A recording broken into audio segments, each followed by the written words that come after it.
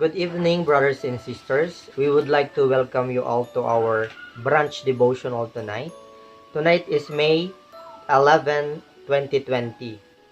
This devotional is being presided and conducted by President Raymond Siricos.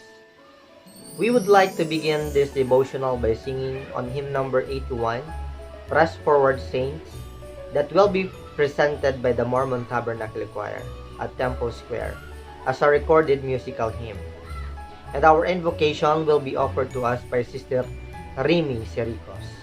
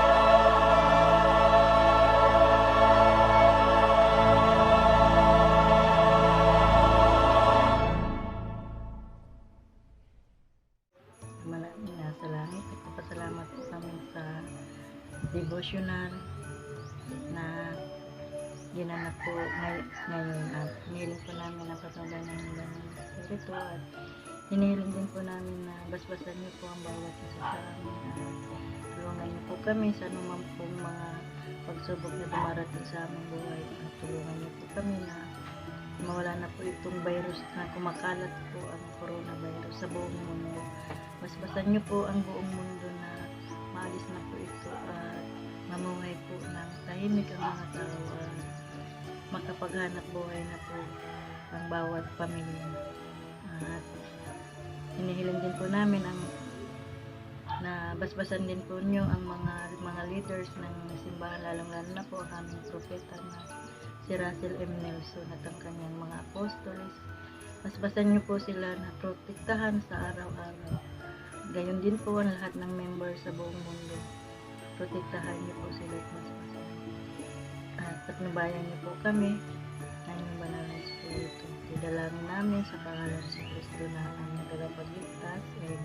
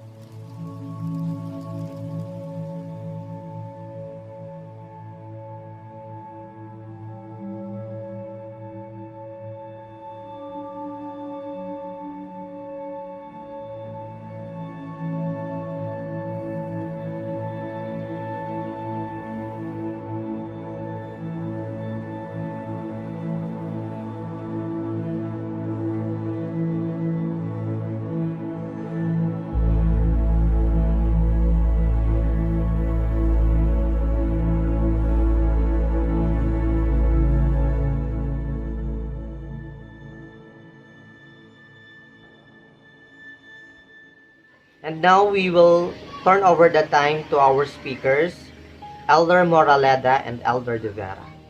So, maray na banggi po sa inyo. Masaya po ako na makapag-share ng isang talk po para sa atin. At salamat talaga sa opportunity na ito. So, remember po yung isa sa mga teachings or declaration ni Prophet Joseph Smith sa kanyang mga turo, tinatawag na Standard of Truth. The standard of truth has been erected. No unhallowed hand can stop the work from progressing. Persecution may rage, mobs may combine, armies may assemble, calumny may defame. But the truth of God will go forth boldly, nobly, and independent, till it has penetrated every continent, visited every clime, swept every country, and sounded to every ear. Till the purposes of God shall be accomplished, and the great Jehovah shall say, the work is done. I know, yung missionary work, or yung gawain missionary is gawain siya ng ating Ama na nasa langit. Ganun din na isa siya sa paraan para tayo makabalik sa presensya ng ating Ama na nasa langit at magkaroon ng buhay na walang hanggan. So ngayon po, masaya ako na i-share po sa inyo yung gawain missionary. Naalala ko po kahapon, nagkaroon ako ng opportunity na makapag-check ng email dahil kailangan mag-print po ng aming suggested schedule. At nag-email po yung aking kaibigan, ang sabi po niya is, kamusta kayo? Kamusta ang quarantine? So habang binabasa ko po yung kanyang message, ako po yung napaisip. Naisip ko na parang iniisip niya na nandun lang po kami sa apartment. So, totoo po yun, nasa apartment lang kami. Pero, nasa apartment man kami po. Yung gawain missionary ay magpapatuloy po. Alam po namin, alam po na nakararanas po tayo ng pandemic crisis po dahil sa COVID.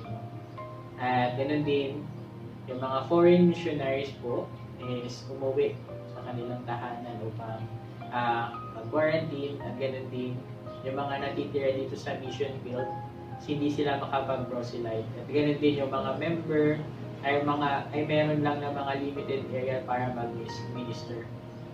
Pero sobrang grateful po talaga tayo. Ako po, especially po sa technology na meron po tayo. Nakakapag-communicate po kami sa mga tao na tinuturuan po namin. Ganun din, nakakapag-ministering po kami sa mga members. Pero alam ko po na kung gagamitin natin ang tama yung technology na meron tayo, ganun din na according sa will ng Diyos kung paano natin siya gamitin, makakatulong tayo sa gawain ng Diyos at ganun din. Mas makikararamdaman natin na isa siya sa mga magandang bagay na matatanggap natin. So merong kwento or merong isang missionary companionship dito sa Naga na nagkwento ng kanilang experience dito sa quarantine. Sabi nila, for the help of Relief Society sister, an investigator that has a baptismal date, is being visited by this Relief Society and brought some needed by the family, or brought some food needed by family, and she ministered them through the phone. The investigator is now progressing and is ready to baptize. When it will be allowed by the help of members, the work of the Lord is still going. Maybe we'll say some ng mga tao, no? Ano ba naman itong mga missionaries or mga elders na ito, patuloy pa rin sa pagtuturo, may COVID na nga. But may response po sa mga tao, magsasabi po nito na, alam ko po na ito yung gawain ng Diyos. Alam po na higit na makakatulong po yung pagbabayad sala ni Yesu Cristo po sa buhay natin, magkaroon ng peace, at ganoon din ng kapayapaan talaga sa buhay na ito. At alam ko po na tinawag ako bilang representative niya, kaya yung gawain na ito is mahalaga po. So, in Matthew chapter 28, verse 19 to 20 po, sabi po niya sa kanyang mga disipulo, sabi ng ating Panginoon po, "Go ye, therefore, and teach all the nations, and baptizing them. I have commanded you, and lo, I am with you always, even unto the end of the world." I know that the Church of Jesus Christ of Latter-day Saints po is the only true church na napanumbalit po. Ganun din, kagaya po ng Relief Society sister, we invite you to join us this in proclamation po ng Gospel of Jesus Christ. At ganun din po, malaki talaga yung part po ninyo sa gawain ito. So, masaya po ako na mag-share ng mga ways po para makatulong po kayo sa gawain missionaries. At una po, na nakikita po namin palagi na malaking tulong po sa amin is yung referring ng mga tao na sa tingin po natin na magkakaroon ng kasiyahan sa pagtanggap ng Ebanghelyo ni Yesu Cristo. Ganun din po, pamamagitan ng inyong magandang halimbawa, tinutulungan natin yung mga tao na makita kung ano ba talaga yung Ebanghelyo ni Yesu Cristo. Ganun din po, pwede tayong mag-post ng scripture verse sa social media para po makita ng mga tao, mabasa nila, yung mga tao nila palaging nasa social media, yung mga salita po ng Diyos. And then po, we can share po yung Gospel of Jesus Christ sa ating mga kapitbahay. At meron po kaming ginagawa tuwing Sunday, no? Nagkakaroon kami ng Come Follow Me discussion, at pwede po kayong mag-imbita ng kaibigan or kapamilya na pwedeng umatin.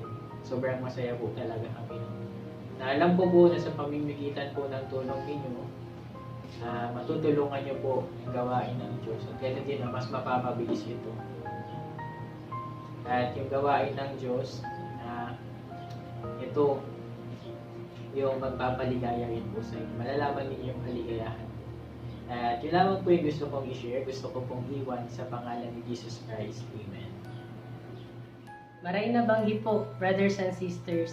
So, masaya po ako ngayong araw po na ito na makapagbigay po sa inyo ng isang message. So, yung message po na ito is related po siya sa pinaka-paborito ko pong kanta po dito po sa simbahan ni Yesu Cristo po. At meron po siyang pamagat na Peace and Praise po. Na dito, habang pinapakinggan ko po yung kanta po na ito, na may lyrics po na He gave us hope when hope is gone. He gave us strength when we can't go on. Na habang pinapakinggan ko yung lyrics ng kanta na ito, sobrang nararamdaman ko talaga po yung kapayapaan sa puso ko. Diba? Pero meron yung times, diba? Hindi rin natin maririnig lagi po yung kanta po na ito. Diba? At dito, habang nasa mission ako, is mas naunawaan ko kung paano talaga magkakaroon ng kapayapaan sa puso natin. Na dito, mababasa po natin sa Doctrine and Covenants, section 19, verse 23. Na, "Learn of me and listen to my words. Walk in the meekness of my spirit, and you shall have peace in me." Na, diba, sabi doon, before tayo magkaroon ng kapayapaan, is meron pa muna tayong kailangan gawin. At doon mismo sinabi sa versikulo na yun kung ano yung dapat natin gawin. Na matuto tayo sa Kanya, makinig tayo sa mga salita niya, at mismo lumakad tayo patungo sa Kanya. Pero paano kaya natin magagawa yung mga bagay na yun? So una, sinabi doon na learn of me. Na mismo, sinabi din ni Yeso Cristo, di ba? Sa banal na kasulatan, na kung ano mismo yung mga bagay na ginawa niya is kailangan din natin gawin. At si Yeso Cristo talaga yung pinaka-perfectong halimbawa po natin dito sa mundo. Na pwede natin gawin is sa buhay yung tinatawag na Christ-like attributes. Yung bagay na yun, kapag ginawa natin, ginagawa natin na maging katulad din ni Yeso Cristo. Na magkaroon ng pananampalataya, magkaroon ng hope, magkaroon ng charity and love sa mga tao na nakapaligid sa atin. Magkaroon tayo ng pasensya sa mga taong nakapaligid sa atin. Magkaroon tayo ng knowledge na andyan siya lagi na ipaparamdam sa atin yung kapayapaan. Na andyan din yung pagiging obedience natin. Mas magitan ng pagiging obedient natin sa mga commandments na binibigay niya, is magagawa natin na maramdaman na andyan siya lagi. Mararamdaman natin yung kapayapaan. At ganun din, yung pangalawa, di ba, sinabi doon, is listen to my words. Di ba? Na tayo, noong nakaraang April 2020 General Conference mismo, binahagi sa atin ni Prophet Russell M. Nelson kung paano natin mas maririnig mismo yung salita ng Diyos. Mas paano natin siya maririnig dun sa topic po niya na hear Him. Na doon, sinabi niya, merong 4 na bagay na pwede natin siyang marinig. Through Scriptures, sa temple, sa whispering ng Holy Ghost, at ganun mismo sa pakikinig po sa mga propeta, sa buhay na propeta na meron tayo. Na doon, sa una, sa Scriptures, pwede talaga natin siyang marinig dahil mismo, yung Diyos sumasagot siya sa pagitan ng banal na kasulatan na sinabi sa isang bersikulo sa Aklat ni Mormon na feast upon the word of Christ. Na pag ginawa natin na magpakabusog mismo sa salita ng Diyos, is malalaman natin yung mga bagay na kailangan natin gawin. Pangalawa is sa templo. So, di ba, marami sa atin talaga din po is nakakapunta sa templo. Pero ngayon, dahil may quarantine, hindi tayo maaaring punta doon, di ba? Pero pwede nating alalahanin mismo yung experience na nangyari sa atin doon. Yung mismo nakapayapaan na naramdaman natin doon. At yung pangatlo is yung pakikinig sa bulong ng banal na espiritu. Na mismo sa atin din, di ba? Bago din natin nalaman yung katotohanan sa Aklat ni Mormon, di ba? Mismo yung pangako is sasagutin tayo ng Diyos sa pagitan ng banal na espiritu at malalaman natin lahat ng bagay. Ibig sabihin yung Diyos, sumasagot talaga siya sa pagitan ng banal na espiritu. At yung pinakahuli is yung mga propeta na tayo sobrang swerte talaga natin po ngayon na meron tayong buhay na propeta sa katauhan ni Prophet Russell M. Nelson. Na alam ko na kapag ginawa natin na makinig sa buhay na propeta natin, is magagawa din natin na mapakinggan mismo yung gustong sabihin sa atin ng Diyos. At ganun din, yun, diba? Yung pinakahuli is yung walk in the meekness of my spirit, diba? So, paano kaya tayo din mismo lalakad patungo sa Diyos? Diba, sa banal na kasulatan ulit, sa Aklat ni Mormon, familiar tayo sa kwento ni Alma the Younger. Si Alma the Younger, isa siya sa mga tao na against sa simbahan ni Yeso Cristo dati. Pero, dahil dun sa nangyari sa kanya, napakita yun sa kanya yung isang anghel, is nagawa niya, sa mga kasalanan na meron siya, is nagawa niyang pagsisihan yung mga bagay na yun. At mismo, doon, binahagi niya sa anak niya, na yung experience niya patungkol doon kung paano siya lumapit kay Yeso Cristo. Na yung mga kasalanan na meron siya is nawala. At nagkaroon siya ng kapayapaan mismo sa sarili niya. So alam ko po, brothers and sisters, sobrang marami talagang paraan para maramdaman po natin yung kapayapaan po sa buhay po natin. Especially po ngayon na hindi po tayo makalabas po sa bahay po natin or limited yung pwede po natin gawin. Pero, yung gawain natin po, yung gawain natin para tulungan din yung gawain po nito, is hindi po siya limited din po. Para maramdaman yung kapayapaan, is hindi din po siya limited po. Marami po tayong resources po na pwede po nating magamit po. Yung Aklat ni Mormon, yung pag-pray po, yung pakikinig po natin sa mabuhay na propeta through cellphone na gamit po natin po. So, alam ko po, yung desire po natin na maramdaman po yung kapayapaan po is hindi lang kailangan na magkaroon tayo ng kagustuhan, pero kailangan po natin na mismo kumilos po sa sarili po natin po. At alam ko na andyan po lagi po yung Diyos po para maramdaman po natin yung kapayapaan po na yun po. Kung sa oras na minsan, hindi po natin magawa po na magawa yung mga bagay po na yun, lagi lang po nating tandaan po na andyan po yung Diyos. Gusto ko po siyang patutuhanan dahil mismo nararamdaman ko po siya po. Nararamdaman ko po yung kapayapaan po na yun sa tuwing ginagawa ko po yung mga bagay po na yun, na muling matuto po sa Kanya, marinig po yung mga salita po niya, at mismo lumapit po sa Kanya po. Alam ko po na sobrang mahal na mahal po tayo ng Diyos po. Sa Kanya lang po tayo makakaramdam po ng kapayapaan po dito po sa mundo. At masaya po kong iwan yung mga bagay po nito sa pangalan ni Jesucristo. Amen. And now, we would like to hear a testimony from our beloved missionaries, Elder Esquivel and Elder Doriwelo. And after which, our concluding speakers will address us. First, President Christian Ripuya, our first counselor in the district presidency, followed by the message of Elder David Bednar. After that, we will close this devotional by singing on hymn number 263, Go Forth with Faith, by the Mormon Tabernacle Choir, and the benediction will be offered to us by Sister Merce Siricos. Ayan, iyo po. Gusto ko pong patotohanan lahat po ng sinabi po ng mga speakers po, yung dalawang missionaries po nagbigay po ng kanilang talk. Alam ko po talaga na pagkagawin din natin na ilaan yung oras natin na tumulong po sa gawain missionary. Kaya po na sinabi rin po ng mga missionaries, gagawa rin po natin na magkaroon po ng peace sa mundo nito. Sa kabila po ng mga pagsubok na meron po tayo sa quarantine, sa COVID-19. Alam ko po talaga na kapag gagawin natin, ay handa rin yung mga sarili natin sa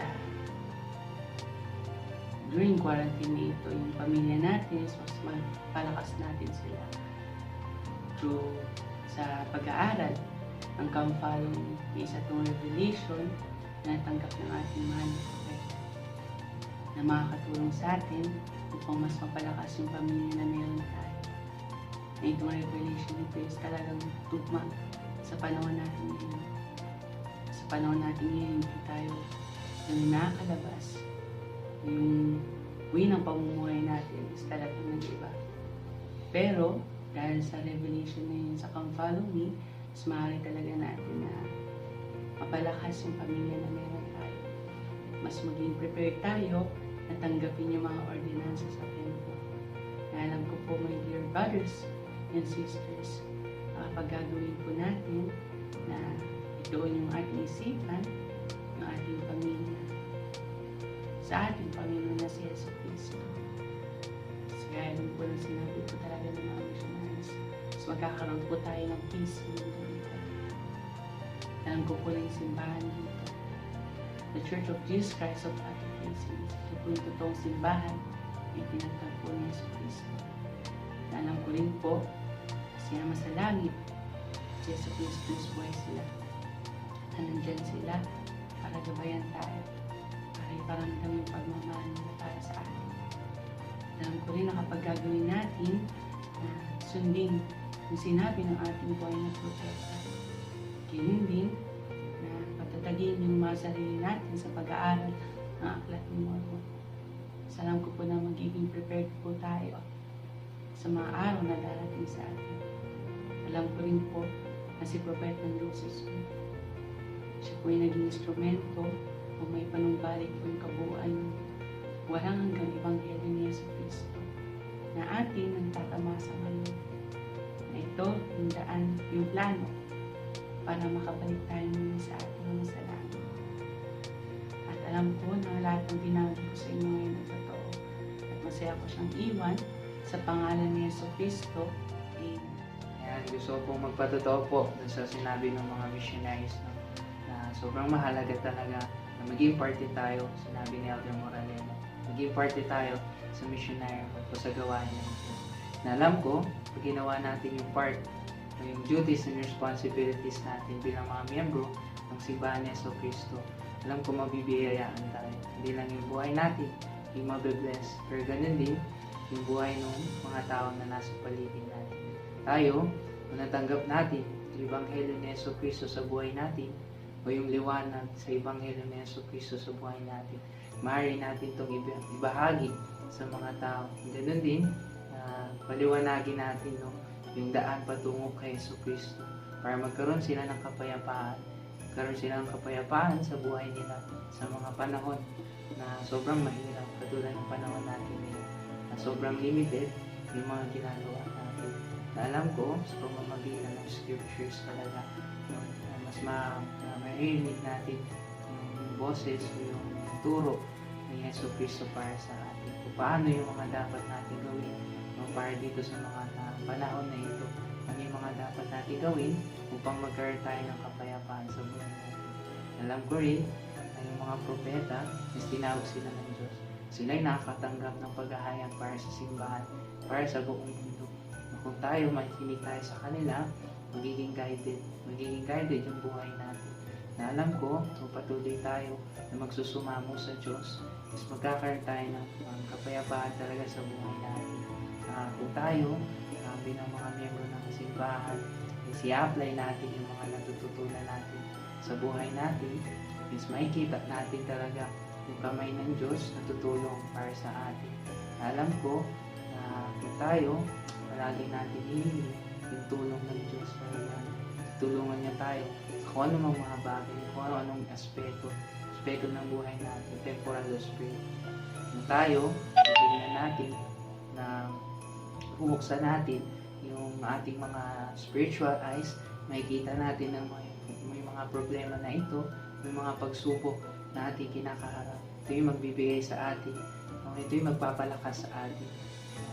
Sa pagdating ng mga pagsubok na ito yung paraan ng Diyos para tulungan tayo na mas tumibay, mas tumatag yung pananampalataya. Alam ko, yung Aklat ni Mormon, totoo siya. Ito ang salita siya ng Diyos. Kung tayo, babasahin natin siya, mas mapapalapit tayo kay Yesu Cristo. Mas malalaman natin kung ano yung mga layunin ng mga bagay-bagay. Mas makikilala natin yung kanyang plano. Mas malalaman natin kung ano yung dahilan kung bakit siya nagbayad sana para sa atin. Alam ko, yung simbahan ni Yesu Cristo ng mga banal sa huling araw, ito yung simbahan na itinatag ni Yesu Cristo nang nabubuhay siya dito sa mundo. Sa pamamagitan ng propetang Joseph Smith, may panumbalik ito. Kung tayo, magkakaroon tayo ng patotoo kay propetang Joseph Smith, mas makikita natin yung kaligayahan kanya. Makikita natin kaligayahan sa Ebanghelyo ni Yesu Cristo. Mas malalaman natin kung gaano kahalaga yung naging role o yung naging layunin ni propetang Joseph Smith. Alam ko yung mga bagay na ito totoo, masaya akong iwan ito sa pangalan ni Yesu Cristo. Amen. When I was preparing for my message for this devotional, I seek and ponder the things that the Lord may want me to share with you. And I remember the hymn which I also shared when I talked at the MTC as one of the speakers in the sacrament meeting that was 12 years ago. I felt that my message should be centered to this hymn, on hymn number 266, entitled "The Time is Personal," written by Eliza Arslan. I would like to quote each verse and add my impressions, and I pray that we will be guided by the Spirit as we learn together and read. In that through hearing Him, we will all be guided on our decisions and are able to walk straight in our journey towards our Heavenly Father. In the first verse, quote, "The time is far spent, there is little remaining, to publish glad tidings by sea and by land. Then hasten, ye heralds, go forward proclaiming, repent, for the kingdom of heaven's at hand. Repent, for the kingdom of heaven's at hand." Close quote. We all know that the Lord's second coming is near, and as members of the Church of Jesus Christ of Latter-day Saints, we are commissioned to prepare His kingdom for His coming. I remember reciting the missionary purpose when I was missionary, that was 10 years ago, to invite others to come unto Christ by helping them receive the restored gospel through faith in Jesus Christ, repentance, baptism, receiving the gift of the Holy Ghost, and enjoying to the end. I would like to take this opportunity to invite everyone, especially the members in Pampanga, to make advantage of these opportunities to listen to the messages of our leaders. And as we listen to them, we shall feel the Spirit and their Him. And also our friends who are not of our faith, to learn with us, even though these online platforms, that together we will hear Him. The very first principle of the Gospel of Jesus Christ is faith. We should have faith in the Savior, and through our faith in the Lord, everything is possible. In 1 Nephi chapter 7 verse 12, Nephi reminded us, quote, "Yea, and how is it that ye have forgotten that the Lord is able to do all things according to His will for the children of men? If it so be that they exercise faith in Him, wherefore let us be faithful to Him." Close quote. We are living in the imperfect world, full of challenges, and whatever challenges it may be, let us all remember that if we have faith, we will all understand that those things are all for our good. We are very aware of the saying, "Faith without works is dead." Yes, indeed, we should do something to show our faith to people. With the present effect of the pandemic, for families, individuals, many of us were staying at home, and we can use this as an opportunity to have meaningful time with our families and have memorable spiritual experiences. This is very rare moments for us. I would like to share one of our experiences with our son. For me and my wife Glory, we are happy to tell you that we are able to teach our 3-year-old son, baby Keith, the importance of prayer. And he himself already assimilated in his daily routine that we should pray every time we eat, before we sleep, and having a home sacrament, and come follow me steady. I am very happy for him, and I felt the Lord saying to me that my son will be great. With this, I would like to invite all of us to show our faith by doing the things which the Lord expects of us, wherever we may be. I testify that the Lord knows each and every one of us, and that these times of trials, He is more than willing to help us, to lift us up, lighten our burdens, and give us significant spiritual experiences, and protect us as we always do. Elder Bednar shared that we can always hear the Lord through religiously studying the scriptures, which are always available to us. On the second verse of the hymn, quote, "Shrink not from your duty, however unpleasant, but follow the Savior, your pattern divine. Our little afflictions, though painful at present, are long with the righteous in glory with Him. Are long with the righteous in glory with Him." Let's go. Brethren and sisters, I know that the Lord trusted us and commissioned us to be faithful servants as we continually magnify our callings for being a good father and mother, husband and wife, missionaries, and any other callings in the church, however unpleasant. We will not shrink and continue to be righteous. As having been said, ere long with the righteous in glory with Him. I testify that as we continually become obedient, we will be blessed and find joy in our lives. In Doctrine and Covenants section 93 verse 1, The Lord said, "Oh, verily thus saith the Lord, it shall come to pass that every soul who forsaketh his sins, and cometh unto me, and calleth on my name, and obeyeth my voice, and keepeth my commandments, shall see my face, and know that I am." Verse 4. I testify that the Lord always keeps His promise. Let us take this opportunity to ponder and forsake our sins, call on His name through prayer as individuals and families, obey His words, and listen to our prophets and local leaders, and keep the commandments, both spiritual and temporal. In the third verse, quote, "What do if the favor of a man possessing this world's bitter hate you are called to endure? The angels are waiting to crown you with blessings. Go forward, be faithful. The promise is sure. Go forward, be faithful. The promise is sure." Close quote.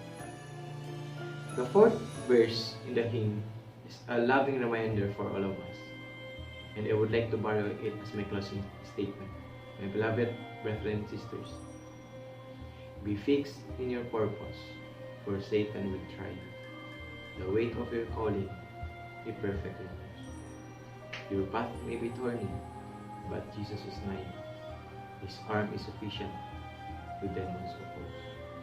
His arm is sufficient to demons oppose. I testify that the Lord loves us, and He will always, as always, mindful of us. And I would like to leave these things in the name of Jesus Christ.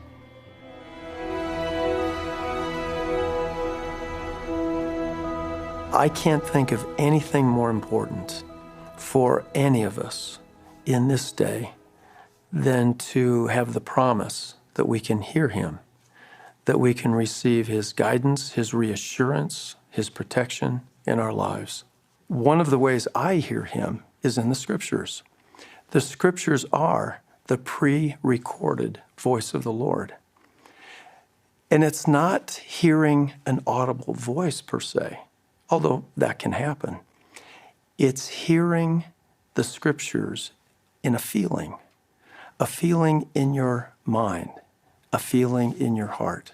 Revelation is thoughts to the mind, feelings to the heart. The Scriptures for me are the key in being able to have those thoughts and feelings.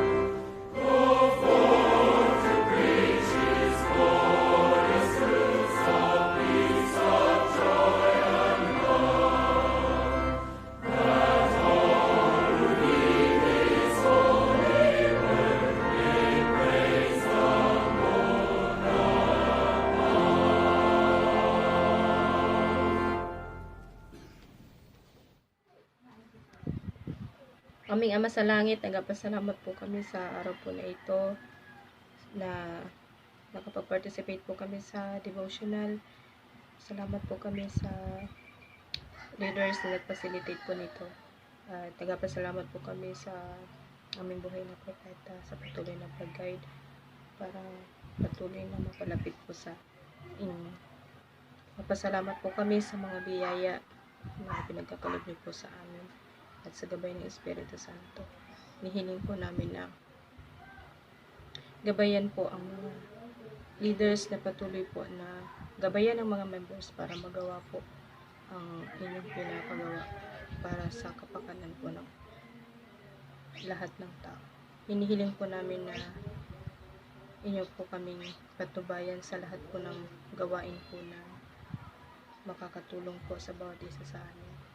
Hinihiling po namin palagi ang gabay ng Espiritu Santo at tuloy niyo po na i-bless ang mga leaders, lalong-lalo na po ang aming buhay na propeta. At i-bless niyo rin po ang lahat ng mga members at patuloy na tulungan na maging matatag ang aming pananampalataya kay Yesu Kristo. Ito po ay aming hinihiling dalangin sa pangalan ng Yesu Kristo.